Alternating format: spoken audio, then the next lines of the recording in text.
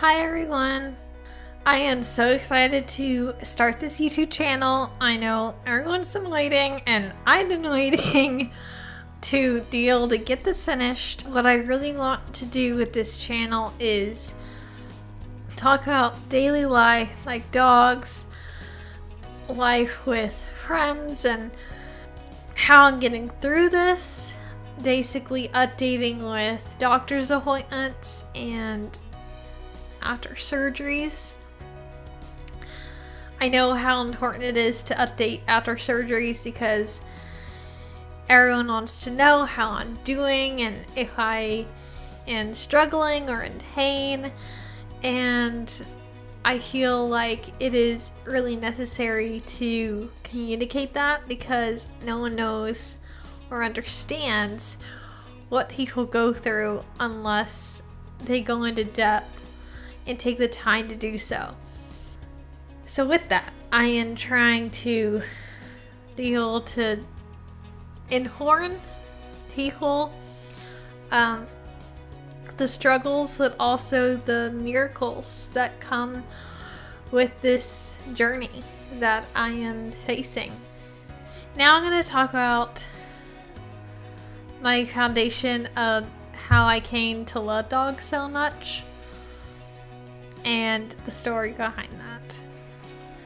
So it all started when I was probably about 10 months old, and I've heard these stories about how my dad's dog that he had, it was a beautiful golden retriever. I would sit myself up and stare at her, and I would lay on her and she wouldn't move. She'd let me do whatever. She was a great dog.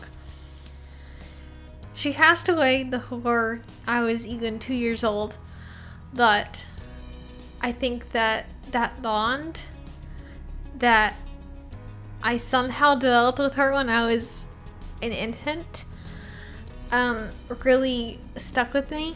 And as I grew up, I had neighbors that had dogs, and I didn't have any dogs at that point.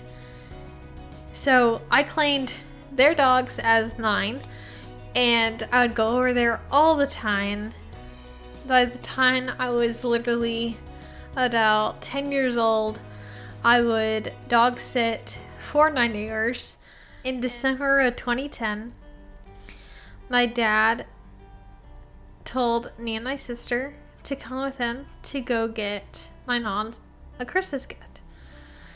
And so we tagged along, and we got to this shopping strip, and this lady was putting up this tent, and my dad offered to help. And I thought, okay, that's very nice of you that we're shopping, so what are you doing? So I come to find out that this lady is helping with a meet and greet for this golden retriever rescue in North Texas. And my dad tells us that he wants us to pick out our own dog. My sister and I started looking at the dogs, and we saw this little huffy, and she was energetic and beautiful and sweet. We fell in love with her, and we decided that was the dog we wanted. So we didn't get her until later in December, actually New Year's Eve of 2010. A year later, we got Abby because the same foster lady asked my dad if Aston needed a companion, and my dad said yes. So we got Abby in March of 2012, and that's how we got our two pups, and they're still beautiful and healthy and the best companions I've ever had. So rescuing animals really puts into perspective what it looks like to not know the background of a dog.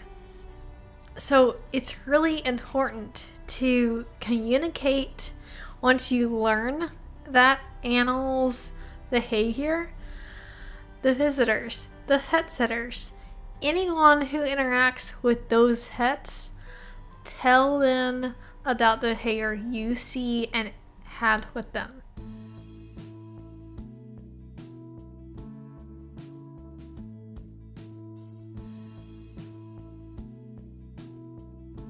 When I arrived at the hospital, I was in a surgery for 7 hours straight, and it was a pretty intense surgery.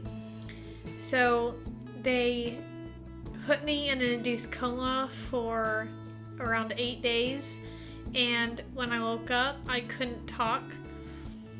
And so I want to tell a story about when I was in the coma and when I had woken up and still couldn't talk at that point. So I'm going to start with that, and my dad and I are going to explain a story of how I got a nickname. So as Jacqueline talked about, when she arrived at the hospital on December 23rd, 2021, it was a long night for all of us. It was definitely a time where we didn't know where this story was going to take us. And beginning with the night of the 24th, I had a ritual of going into Jacqueline's room in ICU each of those nights. I didn't know what, if anything, she could hear, but as I stood over her bed and would take time to pray over her and to just encourage her, and with each word of encouragement, and I would just tell her, "You're a miracle. You will survive this. You are lion-hearted.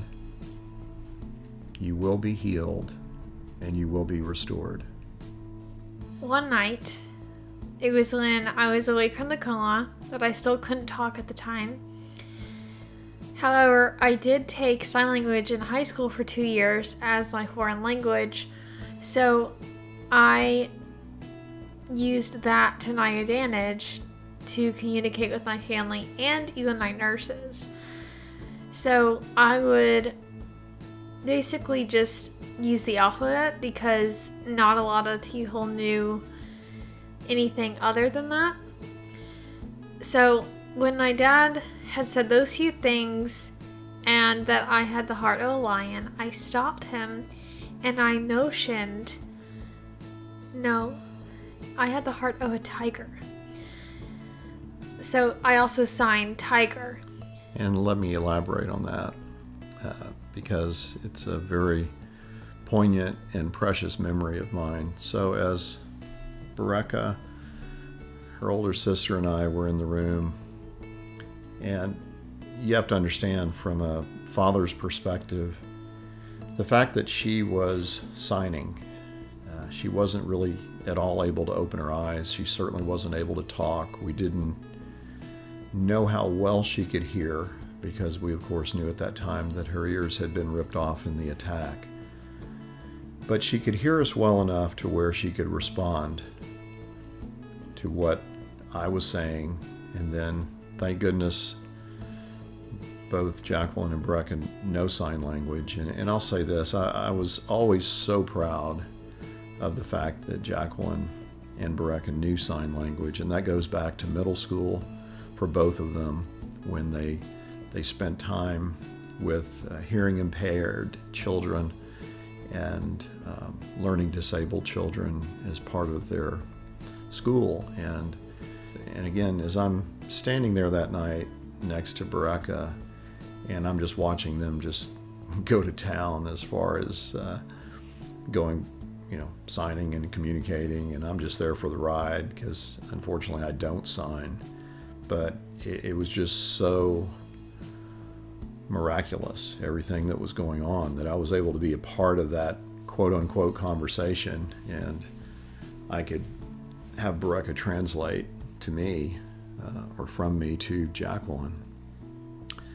So as Jacqueline pointed out earlier, when she gestured to me when I was saying, "You have the heart of a lion." And her gesture to me was like, "No, not so fast." She signed, which even I understood this. She signed to Bereka and me that she had the heart of a tiger. And so, a little backstory on that. I grew up in Louisiana. I guess you could say, even though Jacqueline and Bereka were born in Texas, I reminded them that they had their Louisiana roots and brought them up in, maybe a little indoctrination into the purple and gold of LSU. So yeah, pretty much I brainwashed them regarding LSU and LSU football. So once we established that I had the heart of a tiger, my dad has a really good friend named Lance, and they've been friends for 30 plus years. And so he told Lance about that story, and Lance now texts me every day that I'm Tiger Durand. Lance, he and I kind of grew up together in our early 20s, I guess. He loves my daughters like his own, and that just means the world to me. We're just very blessed. One, that Jacqueline is here with us. You're hearing this story from her lips. We're just so amazingly appreciative and blessed to be at the point where we are now. Long road ahead, but I'm just so proud of Jacqueline's incredible courage, incredible attitude, incredible spirit. And those of you out there who have gotten to know Jacqueline through social media and through her GoFundMe campaign, that one of her best friends in the world, Julia Cole, who I know Jacqueline will tell you a lot about Julia in future episodes. But, what we're finding here is, in this world, when you're going through tough times, no matter who you are, and no matter what those times may be, you have to recognize and realize how blessed you are.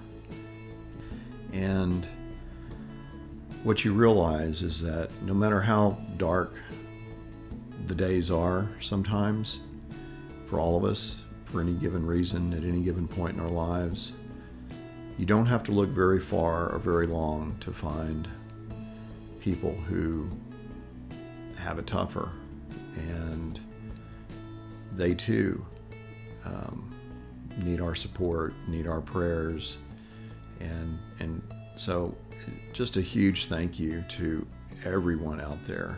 I will tell you, it's not easy. Every day is a struggle. It's a day-to-day struggle. And we just have in our family so much to be grateful for. Jacqueline's message out there as you watch this channel and upcoming episodes, her attitude of hope and faith and inspiration is who she is. It's genuine. It's who she is on camera, off camera. And I will tell you, given the experience that she had through this horrific event, she's been strengthened in character. She's been strengthened in mind, heart, and spirit. And I'm just incredibly proud of her, and so incredibly appreciative to all of our old friends and new friends that we're making every day. The support that Jacqueline is getting just does her a world of good every day. And as her parents, Shirley and I appreciate it so much. Her sister Bereka and I appreciate it so much. And we just thank you from the bottom of our hearts. So that's the story of Tiger Durand. I love it. It's the best nickname ever, if you ask me. Okay, so that's a wrap. But I do want to mention one more thing. I just want to thank everyone who has sent gifts, messages, cards, anything and everything that I have received. And I really appreciate everything. I appreciate everyone who has donated, and I just know that it does not go unnoticed. Everything that I have received is forever going to be cherished, and everyone has a special place in my heart now.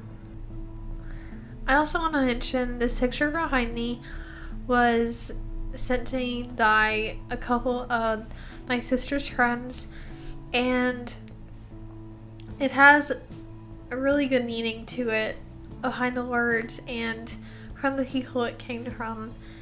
And so I just want everyone to hear that you're not alone in whatever you're dealing with, and you're gonna get through it. I'm here for you. A lot of people are here for you. I realized that throughout this entire journey that strangers from all over the world care. So I just wanted to point that out because it has a huge meaning to me, and I hope that it impacts other people as well. So I hope you liked this video, and I look forward to knitting any more. Love you all. Have a great day.